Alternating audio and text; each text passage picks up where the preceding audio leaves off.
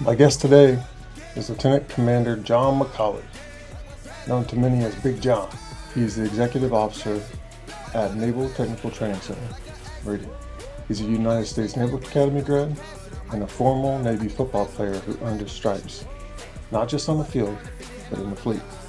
John was raised in the steel town of Springdale, Pennsylvania, a place where grit wasn't optional. It was a baseline. He learned from grit on the football field and in the boxing gym. His dad in his corner, literally. Those early lessons became a bedrock for a life of service. He served on destroyers, led recruiting efforts, earned a post-grad degree, and now mentors the next wave of Navy talent. But here's what makes this conversation special. It's not just about leadership in uniform. It's about how John is raising his son, Maverick, with courage, loyalty, and unapologetic American values in a world that doesn't always reward them. In this episode, we're not talking policy, we're talking purpose. And you'll hear why John believes America is still worth fighting for, and what he sacrificed along the way to keep that belief alive, shaping the next gen of sailors. Underneath the titles and the structure, John's story is one of deep loyalty, Christian faith, and a mission to raise his son Maverick to be honorable in a world that seems to value that less and less. So stick around, because this story beneath the surface of Big John is one worth sitting with. Let's go.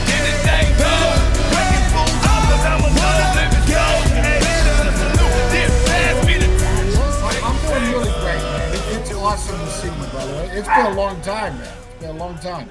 It has. There's not a whole lot of people that I keep in contact with, like from the Naval Academy, that aren't like Navy football guys typically. Yeah, Uh, me too. Yeah. but Master Chief Brown's one of them that I keep Yeah. in contact with every now and then. We'll shoot each other a life update or whatever. And I don't know, maybe a few months ago, he was like, "You'll never believe who I ran into today." He said he ran into you, and there was something that you said or did that caught his eye on, like, wow, John's doing well. So I was like, well, shoot, let me reach out to him. And the backstory behind this podcast thing, I just out of my life feeling a little lost. I was like, I need to talk to some people that share similar values.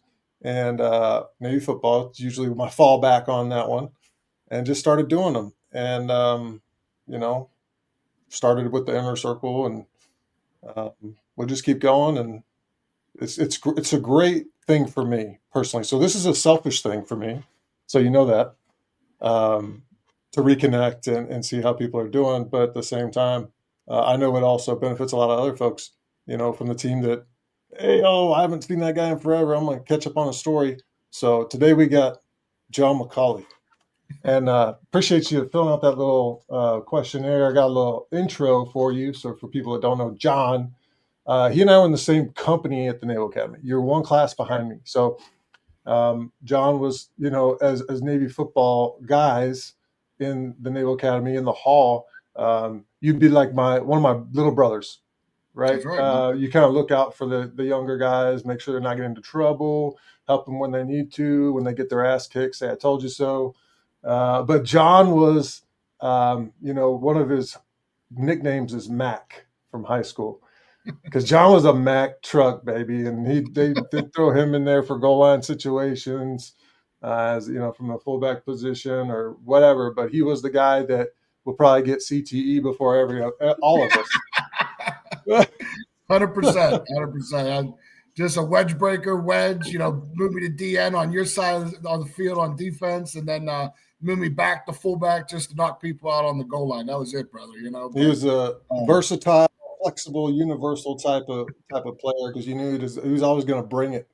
Um, Born, raised in Springdale, Pennsylvania, just outside of Pittsburgh. So of all the places that I've been, people I've interacted with, people that we played in football, Pittsburgh sits out to me as a tough town.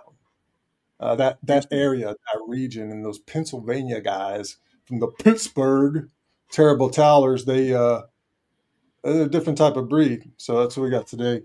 So you're still in the Navy. You are currently a lieutenant commander in the Navy, serving as the XO at the Naval Technical Training Center in Meridian, Mississippi. And then for most of the listeners here, probably most of them are probably at that level, maybe. But when we were younger, lieutenant commander, if you were to tell me that John McCauley was going to be lieutenant commander in the Navy one day, I'd be like, you're full of shit. So that's awesome. Let's see. Master Chief Brown thought the same thing. That's why he was so intrigued when he saw me at XO school. Yeah, absolutely. Did he ever have to call you into his office to take care of something because you did something wrong? Oh my God! I mean, like countless. Or he probably come to your room and chew your ass. Oh yeah.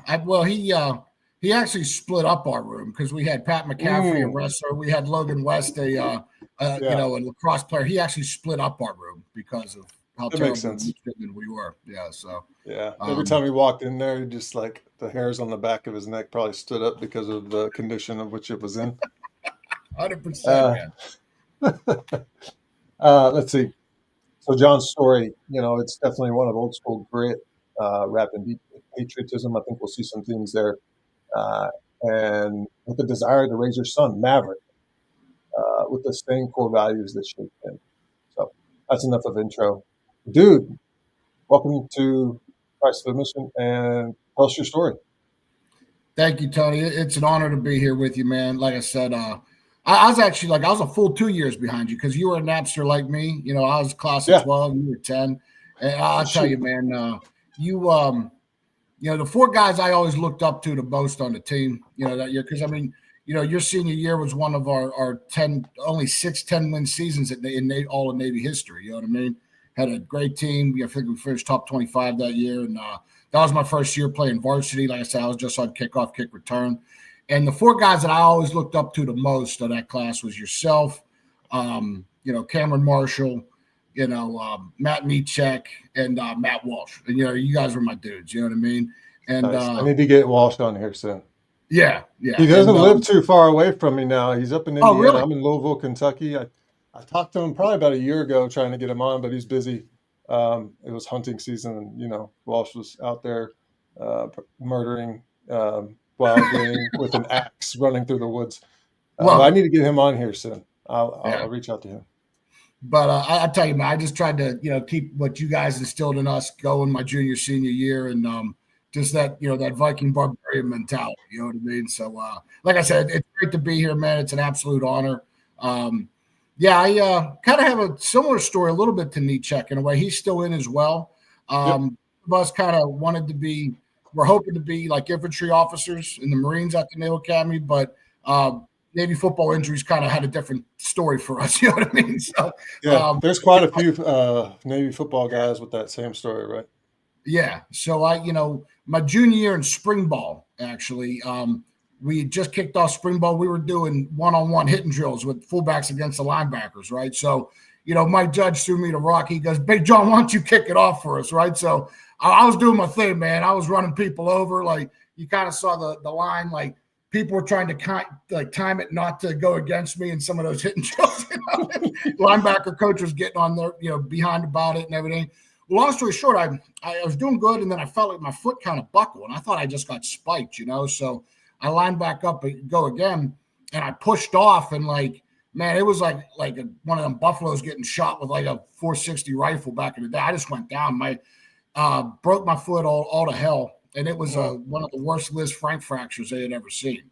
So Doc and all them, like Coach Nehemiah at the time was like, "John, listen, we don't really think you can come back from this. Why don't you just be a student coach your senior year?" And I was like, "Well, no, I'm not going to do this. I played this game since I was 5. Like, I'm going to come back and play whatever capacity I can." You know what I mean? So I came back, still played my senior year. I made like the last 6 games of my senior year, got in when I could, But having said that, though, it caused like an internal staph infection like a year after my first surgery.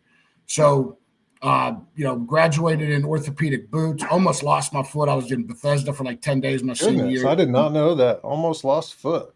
Yeah. Like my senior year, right before grad, I go down to the brigade medical. I'm like, "Hey, this don't look right. Like, it's all swollen and everything." They're like, "Oh, you're probably just training for your PRT." I'm like, "Look, I had surgery over almost a year ago now. Like, I don't think this is right," because it was hardware input. then they took the hardware out in August, and then I recovered and finished up the season and all that. But right, like this is now we're talking like April of 2012. Like foot blows up like the Elephant Man. So they rushed me to Bethesda, cellulitis, taking all this, like 4 surgeries over 10 days, taking all this Yeah, that staph shit's infection out. serious. It's just seen Yeah, in a lot of times in wrestlers, right? yeah, With the yeah. mats and hmm uh, but they left some metal in my foot that I think they shouldn't have, so it caused like a staph infection, all this nonsense. So did you I say they graduate. left some metal in your foot? Yeah. It was Navy medical mishap. Yeah, Damn, metal in yeah, your foot. Now you didn't yeah. X-ray it? Yeah, I graduate, graduate in a boot. I go to the USS Barry, destroyer out of Norfolk. It was good, man. I was loving it. You know what I mean? Like I said, Marine infantry's been kind of more my style, but I was still good. I loved what I was doing. It was cool, but still had to be taken off. Like I'd stay on a bridge watch and like my foot would just be black and blue. And Mm. like an HMC just saw me like kind of limping the one day on the ship. He's like, "So what's going on?" I'm like, "Ah, it's just an old football injury. It's all good." Well, he looks at it and he's like, no, this ain't normal. It should not be black and blue just all the time. So I had to get another surgery, plate and 7 screws in my foot for life. And that's when I went through a med board process at Surfland, Commander Naval Surface Force Atlantic in Norfolk. And they actually medically separated me. Really?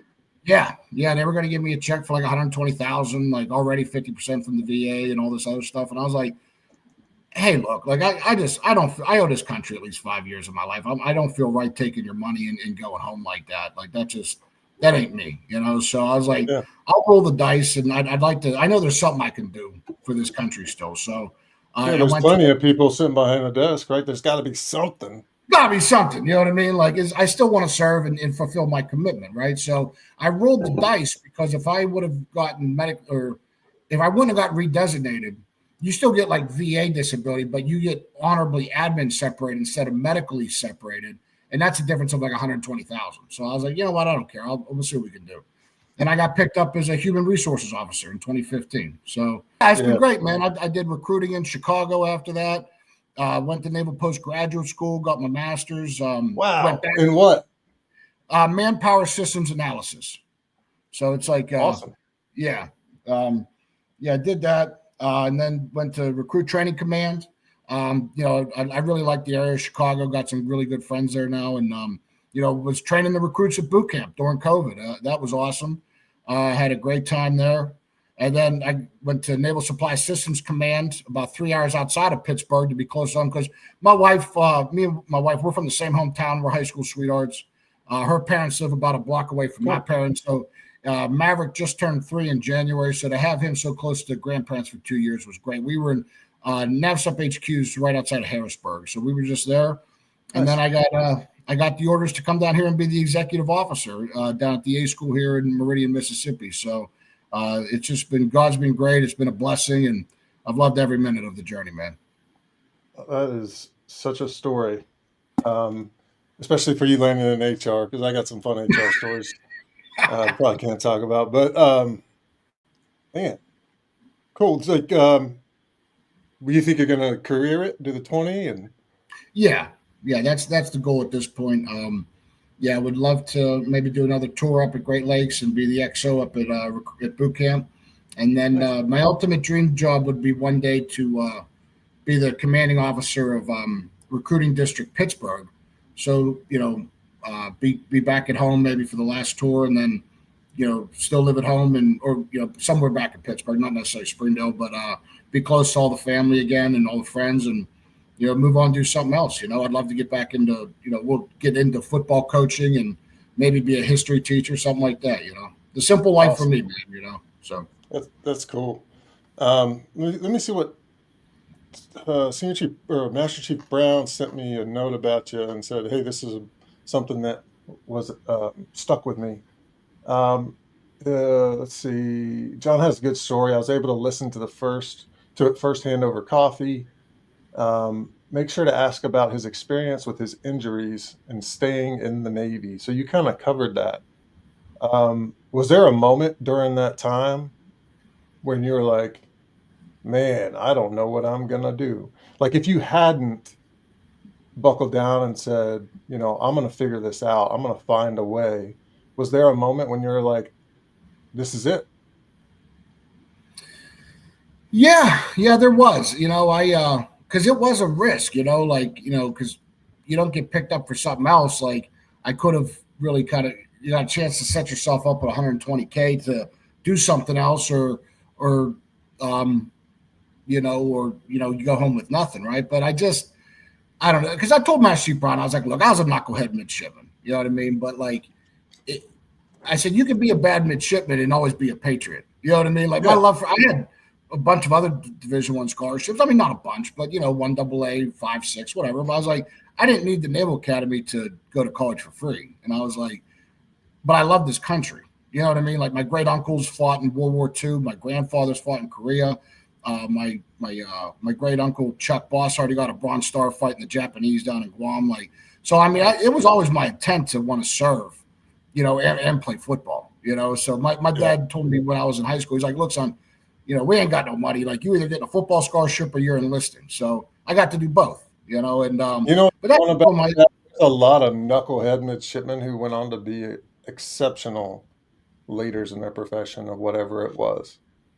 And there's a lot yeah of like knuckleheads run the world, I think. yeah No pun intended.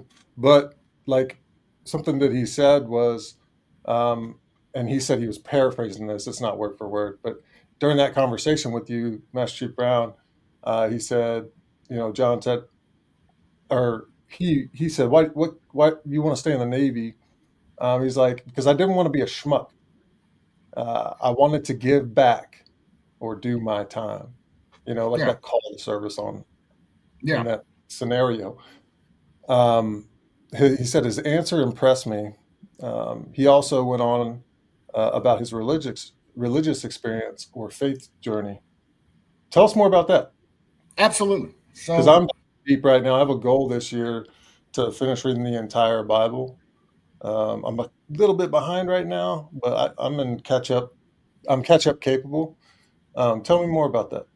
that's wonderful, Tony. And I so in 2015, I used to go to my dad's side's like Irish Catholic, but not very practicing, and my mom's side was like German Lutheran, but again, not very practicing. We always believed in God, but we didn't really go to church when I was growing up. So I started going a little bit my senior year on my own. Me and my dad would go here and there, and at the Naval Academy, I used to go to mass when I could on Sundays, things like that.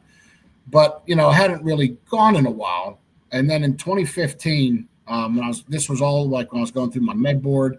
Um, right when I was getting like redesignated. I didn't get redesignated until December of 2015. So in that year leading up to that, um, my in kind of sequential order, like my dog died of 15 years. I loved her to death. That was like Valentine's Day 2015. But then my best friend, one of my best friends back in Pittsburgh, he committed suicide, and that was around like June of 2015, and that was pretty tough, you know. And then my grandfather, my mom's father, who fought in Korea, he passed away, battled dementia, for like 3 5 years before that. He passed away that August, So I felt a little lost that year, So I started talking to the chaplain at Surfland.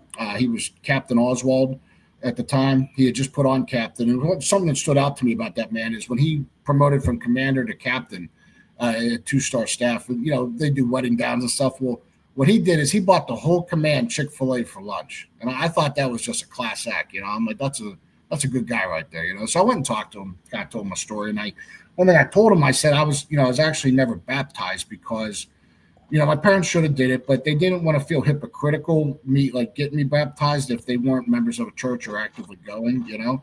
So I wanted to get baptized. So he baptized me Lutheran in 2015. It was on Reformation Sunday, actually, in October of 2015. I think it was October 25th that day. But long story short, so I get the orders to Chicago, right, to go recruiting, like shortly after that, like 6 months later. Well, Captain Oswald retires from the Navy, and he's from Chicago originally. So he comes out, and he asked me to be his master of ceremonies at the new church he was taking over for his retirement ceremony up in Twin Lakes, Wisconsin. Pastor Timothy Oswald, by the way, in Twin Lakes, Wisconsin, definitely a hero for me in life. Great man. So I do the Awesome. master of ceremonies for him, right?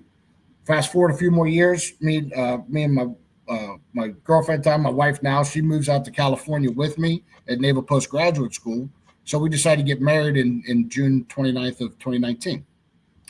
And he flies into Pittsburgh from Chicago to do the wedding for us, Um, Nice. and this is all while he's got a grandbaby being born that same weekend, by the way.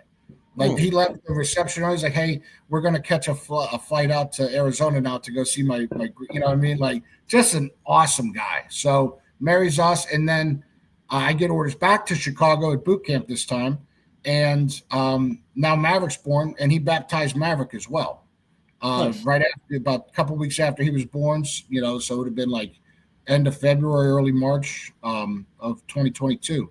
So he baptized me, married me and Courtney, and baptized my son. And it's just, I don't know. We go to church every Sunday. You know what I mean? It's just, it really just brought me closer to God. I do think God works very strongly through Pastor Oswald. And like I said, I was always religious. I would pray before games. I always carried like a Celtic cross with me, like in the locker room and stuff. But I just wanted to make it more official and not be a hypocrite about it. You know what I Yeah. mean? So I joined a church officially, and like you were saying, started reading the Bible. I need to get through it all myself as well. I just started that recently. Master Steve Brown kind of was the one that highlighted that to me. He's like, it's important to read the Bible just for yourself, and you understanding what God is saying, even more than what someone else is telling you sometimes on Sundays. So I love that. But he told me that over coffee as well. I thought that was great. So, Yeah. um, but yeah, that's kind of how you know through my own kind of tragedies in life a little bit brought me closer to God, and I just wanted to be closer to God myself and search Him out on my own. And then meeting Pastor Oswald and my connection with him just really took it to a whole nother level. Awesome. It's funny how when as we grow and read things and even watch movies, like you may have watched a movie 10 years ago and then you watch it today and you view it in a totally different way. Same thing when you're like, for me, reading the Bible and um, how you read it, what you see, what you take from it, it's just different as you grow in your experiences, right? And your cross and praying before games, I always pictured you as like the Boondock Saints kind of guy, like Hey, I'm that about was to me, go man. murder. Irish dude from Pittsburgh. You know what I mean? Like, yeah, when I was at Yeah, Nats, I'd go to South Boston all the time. Like, that was my stomping grounds. You know what I mean? So yeah. awesome. Um, Going back to how you grew up, were there any core values or lessons you learned from that blue collar town that you still carry with you today? Oh, absolutely. My dad's a boxing trainer in Pittsburgh, and my parents are my best friends, man. So I love my parents to death, and they really made me the man I am today. And my dad, I played football 17 years. He was my coach for most of that. He had me in the boxing gym from when I was 12 and on. Teaching me how to fight. Had countless sparring matches. But football was always my main goal, right? But so I would just, instead of trying to cut weight to box or anything, I would just fight bigger dudes as I got bigger in football. You know what I mean? So, but Yeah, he always instilled in me just seeing how he deals with people. It was always, he was, my dad's generous to a fault, man. I mean, just the way he just tips, like takes care of people, just throws his money around. He's got 4 successful kids. And, but I mean, he don't care about money. So generosity was the first thing, and then people always respect him because he carries himself with honor and pride. Don't fear nothing. Don't fear anybody in life. But at the same time, never bully nobody. Always being humble. You know what I mean? yep, And that's just those are the kind of things that always kind of instilled in me that I'm trying to pass on to my son Maverick. Um, just don't be a bully. Take care of people that are weak or helpless. Be humble, be loyal and courageous, and be generous. You know what I mean? yeah, So be kind. And I've always like really been into the Crusades about like knights and some of their oaths, like in the movie like Kingdom of Heaven and things like that. Like it ain't about like being vicious or a bad guy or being a bully or thumping your chest. Like no, you don't fear death, you don't fear fighting anybody, but you do it for the right reasons and to take care of your loved ones, your family, your country, and yeah. things like that. Gotcha. You made me something that I was thinking about as you were talking was like some of the most fruit that I got out of life was when I was in a giving mindset. Like things were going good. And like the worst times were when I was more focused on money. Um, Works every time, actually, uh, how that works. I actually put on my wallpaper of my phone, I try and throw like a few phrases on there. I'll change it every couple months, 3 months, whatever. Right now, at the bottom, my bottom line of that wallpaper says uh, something like "God loves a giving person," or something about giving, and as a reminder to the whole reason I do that wallpaper thing is for habit changes of certain sorts, and that's one I want to try and get closer to somehow. So cool. Boxing. Remember Mike Stedman? Yeah, yeah. Not real well. Yeah. I remember the name though. Yeah, yeah. Yeah. When I actually started this, I connected with him because I knew he was getting into the podcast space. It was, around COVID time. It was getting big, and the whole forecast or future outlook of podcasts was rising in demand and all that. And I was like, dude, I'm thinking about starting one. And I actually published these through like say Spotify and Apple Podcasts through his company, Ironbound Media. So I got a freebie there. And then he's talking about giving. That guy gave me the opportunity to launch this platform. And then at one point I decided to start putting it on YouTube. Oh, that's Um, awesome. That's yeah, wonderful, man. yeah. Big John. When you hear Big John, what does that make you think of? Well, it is kind of funny, right? Like I said, I was my coach in high school. He was like a legendary coach. He coached in Pittsburgh for like 50 years. They invited him to the Pro Bowl actually back in the day, and just a real legend of Western Pennsylvania. Chuck Wagner. He passed away a couple years ago. Actually, it was that was my man. But he so he called me Mac in high school, right? But it was kind of funny because I always got like I had to get bigger, when I was kind of a late bloomer, I think, so like my sophomore year, I was starting linebacker at 175. Then I was Yeah. starting So was linebacker. Nishak. I looked at a picture Yeah, of us at Naps, and I was bigger than he was, weight yeah, wise. right. So yeah, I actually Yeah. saw that picture. Yeah, he was real skinny at that. So I went from 175 my sophomore year in high school, then linebacker tight end at 195. And then my senior year, I had shoulder surgeries in high school. The linebacker, I couldn't do it no more. I dislocated it like 50 times, had reconstructive surgery. So I just Hmm. played fullback as a senior, but I was like 220. And then when I got to Navy, I wasn't Naps. I got up to about 235. I came in, played somewhere around 235. But then the dude started calling me Big John. And I was like, man, that's such a difference that I was in high school. You know what I mean? But like I just kept in the weight room, kept trying to get bigger. They moved me to DN and then back to fullback. And I tell you, doing them the fourth quarters and stuff back with the fullbacks when I'm like 255 trying to be a DN, Yeah. that was kind of rough. Yeah, because fourth quarters is one of those scenarios is where you just as long as you're not last in the pack, you're good. It's funny how there's a lot of things like that. Yeah. But yeah, Well, putting you in a room with the fullbacks on fourth quarters is it's a challenge. yeah, because my sophomore year, when your senior year, like man, I felt great. Like I was an undersized DN just playing special teams. I'm like, oh man, this is easy. Then I Yep. get big as I possibly can be going into my junior year, and they're like, hey, we're going to move you back to fullback just to block on the goal line. I was like, can I still have the DN times? They're like, no.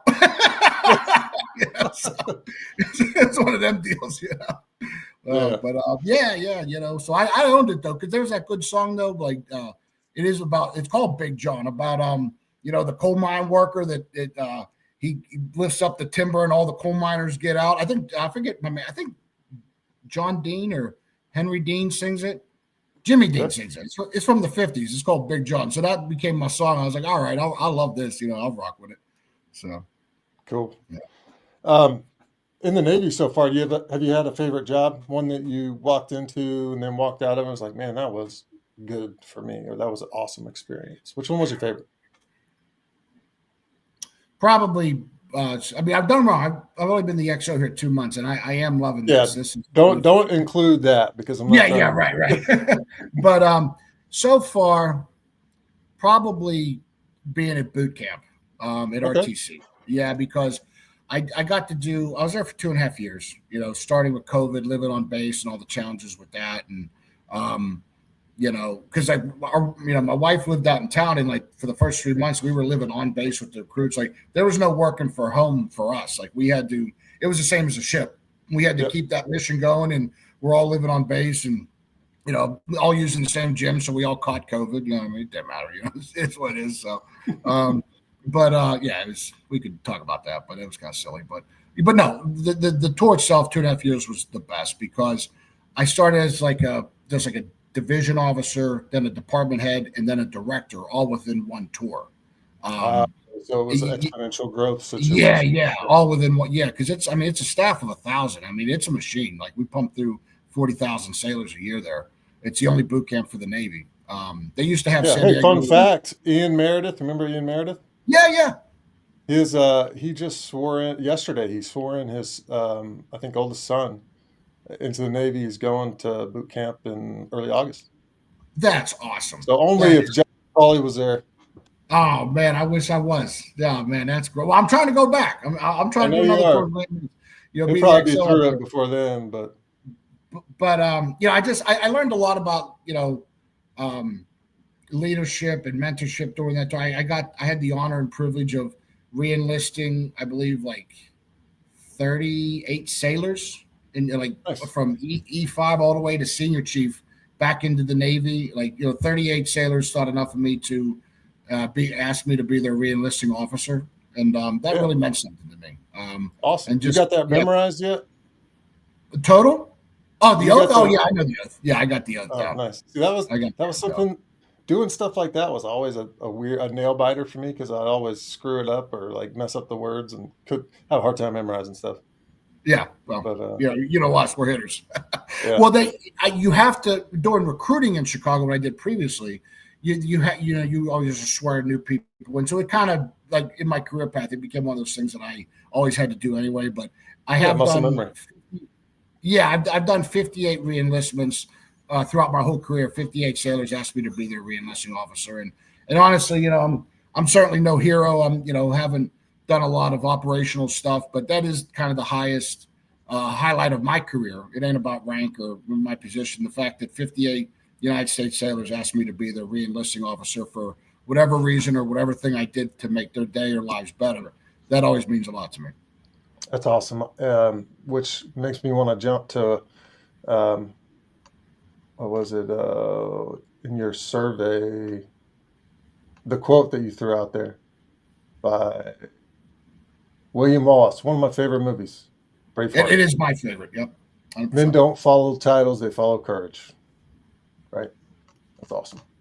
Yeah, I that's always I used to watch Braveheart before every single football game my eighth grade year. Before junior high games, I'd watch it every Tuesday night, and it's always been my favorite. And William Wallace certainly was a real hero that fought for his country, against English oppression and different things. But I Which mean, do I originally know? he did not want to, but then his why became important enough Yeah, to do it. what Right? 100%. And I know for a fact if William Wallace said that quote? No, I don't. But it's in that movie, and the way Mel Gibson portrayed it, it's the truest thing of all time. It just and that's one thing like I kind of put on there. You learn that on the football field in the gridiron. It ain't Yep. about, and that's how like when we vote for Everyone's got captains. the same jersey on. Yeah, yeah, exactly. And when you vote for captains on a football team, like the players vote. It ain't about people picking or things like that, or the coaches assign or popular. No, it's what it's with who the players and your peers want to lead. And Yep. that's I learned more about leadership on the Navy football team than I did in any classroom in USNA. I can tell you that. Um, Yeah. and it's just that's something that always stuck with me, and that's my something my dad always instilled with me. My dad, he walks around in his sweatpants and his coming out of a boxing gym. You know what I mean? But people have the same respect for him they do some CEO or you know what I mean, like those titles and that that money and what people think is important, that don't matter. You know what I Yeah. mean? Going into so with all those reenlistments and thousands of young, recent high school grads coming through the training, going out into the fleet. There's a lot of negative connotation on the generation of, can they float the bill? Can they are they capable and things like that all over social media. What's your experience with that group of young men and women coming through? Is there something that they're missing, or what's your take? Uh, I'll say this: you do. There are some generational changes, but I'll be honest though, the ones that sign up and raise their right hand to defend this nation, the ones I see coming through boot camp, the sailors I got over here at A school down here in Meridian, Mississippi, nah, they're warriors. They're coming here to fight. So, and it's on us too. If some people maybe don't have that naturally or not coming in with that, hey, that's on us. We gotta give it to them. You know what I mean? And Yeah, that's one thing when I do my induct speech with the sailors here at A school, I'm like, let me tell you something. Whatever reason you joined the Navy, maybe originally to see the world, help your family, change your life. As I remember this first and foremost, we all warriors in this room, and the Navy. We're always deployed. The ships when things pop off. Sometimes that ship's the first thing there, right? So I was like, whoever, and I always end it with this. I'm like, make sure you're ready to defend the greatest nation on earth and America's people first and foremost. That's got to be your number one reason, because yeah, whoever got problems, either China, Russia, Iran, North Korea, whoever. I said they're going to get these hands. You understand? And like they go wow when I say that. You know what I mean? So yeah, we all try to instill that warrior mindset in them. yeah, Hey, don't forget why you're here. So, but yeah. I don't have any worry or concern. I got a lot of faith and confidence in our young sailors. Awesome. I was listening to I listen to Joe Rogan's stuff. When there's a big name or someone I'm interested in, I usually try and listen to it pretty quick. Cash Patel came out yesterday with a new one with Joe Rogan, and I was getting goosebumps a little bit just listening to him talk. He stayed away from politics. He, talked about very similar types of stuff with, hey, we're just here to catch the bad guys and Yeah, use all the facts, not hide anything. And I was like, man, that's what we need. And I think that's the same thing that the younger generation's looking for from my perspective, yeah, um, is just some truth and be real and buckle up that chin strap on whatever it is and let's get to work. The hero's journey is real, especially in younger folks. Oh, there he is, Maverick. say hi, Maverick. Hi. Say hi, Mr. Haber. This is What's up, buddy? Daddy's big brother. This is Daddy's big brother right here. Hey, how you doing, man? Good. All right, buddy. Good. Hey, I love you, man. Okay. All right. Thanks, Tony. Appreciate it. No worries, dude. My kids, they're traveling home from Texas right now, but they come in here all the time when I'm doing things. Um, okay, speaking of Maverick, you talked about raising him. Honorable, courageous, loyal, tough. What's been the hardest part about living that example consistently as a dad? I, you know, I think just sometimes making that conscious effort to when you come home from a 12-hour day and whatever it may be, when you're tired and all you really want to do is have some food and go to bed, right?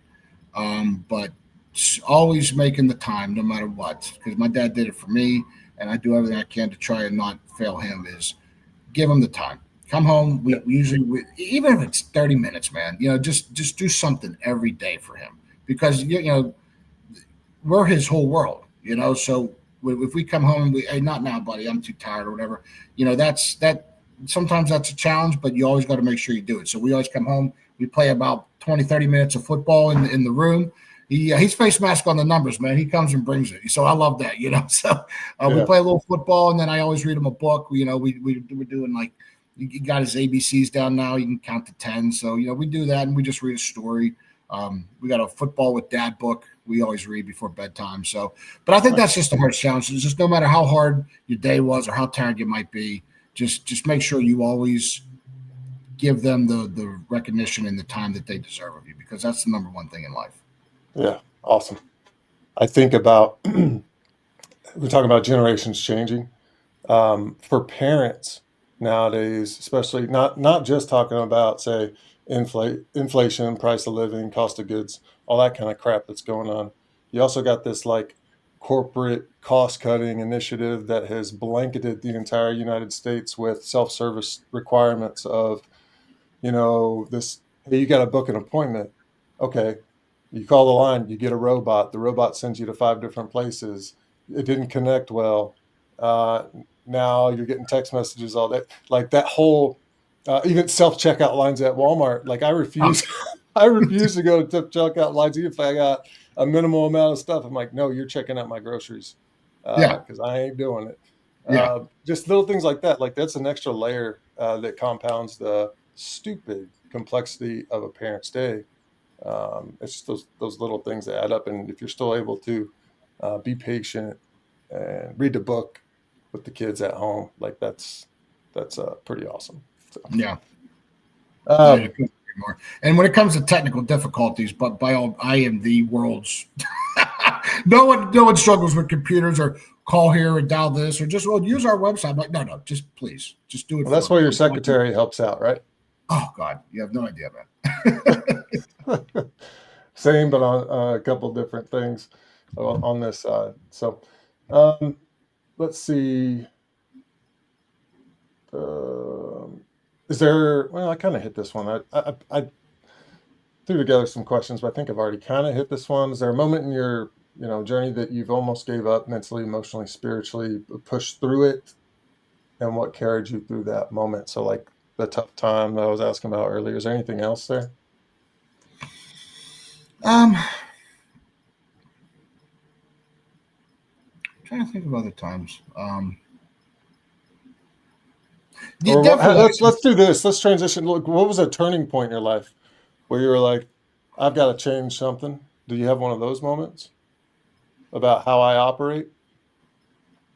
Yeah. So to answer your other question, it definitely was 2015 though, with all the 2015. loss that I experienced, and then getting baptized, and then 2 months after being baptized, the answer was given to me by God about staying in the Navy. I was redesignated as HR and all that. So 2015 was a hard but pivotal moment for me in my life. But and then what was the follow on part to that? Well, you said we're moving on because I had Which some. something you would call a turning point, like you're going Oh down yeah, a path and you're to like, change up.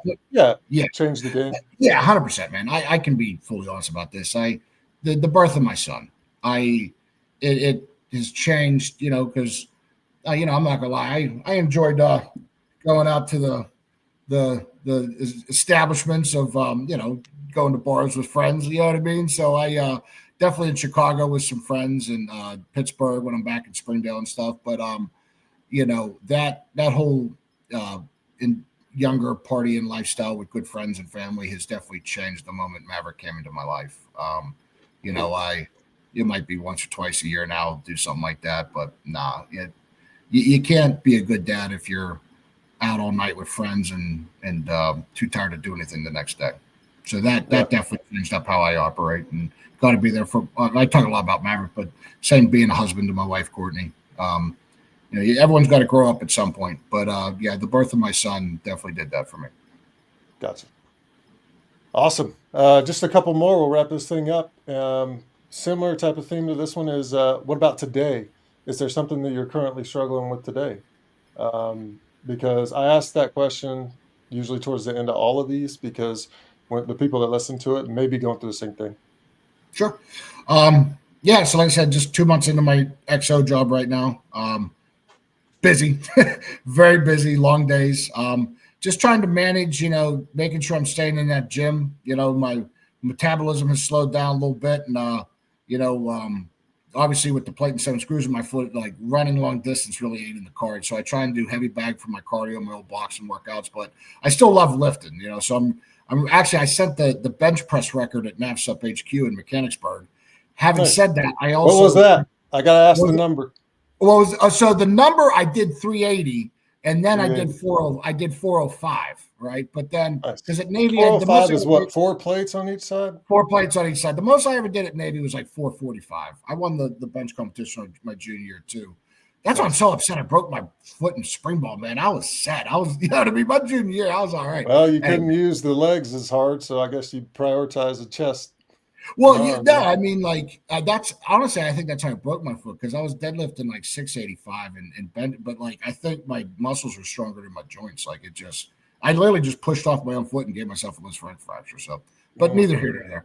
Long story short, some of them old injuries, it makes it hard to, kind of keep it going. But just balancing my time with the schedule you got, that's that sometimes it's hard because you got to hit the gym in the morning, you got to do work a long day at work, and then like I said, you got to close out the day by spending time with Maverick and Courtney, and just prioritizing your day, and then just what helps me because sometimes you get lost in the sauce, right? You're just like, I just Sure. need a minute, but I think just focusing on like what we always said, maybe the next play, right? You know what I mean? So like focus on Yep. what you got to do here. Like, okay, I got to get this eval done for my sailor. All right, I got to do this. All right, so first thing in the morning, I go to the gym. My day is better. My brain is better. Everything's better. I come home. Yeah, All because right. you've knocked out the hardest part of the day right there. Yeah, Everything's that's easy. it. You know what I mean? And then you come home. All right. Maverick 30, 40 minutes. You know what I mean? Courtney, watch a show or something. You know what I mean? Like we'll watch, but just making sure that you're taking care of your body, yourself, giving your sailors in the command your 100%, giving your family your 100%. So just prioritizing your life and just every day and just trying to be better. Sham wow. All right, last question. What is your price of admission?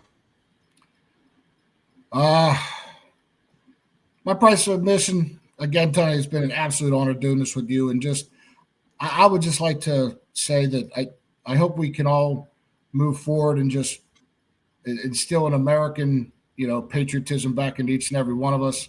And just, trying to do what's right, like you said, being generous and humble with our neighbors, and just taking care of like our country, our friends and families, our way of life, and uh, defending what we are and what we believe, and being proud of that, more first and foremost.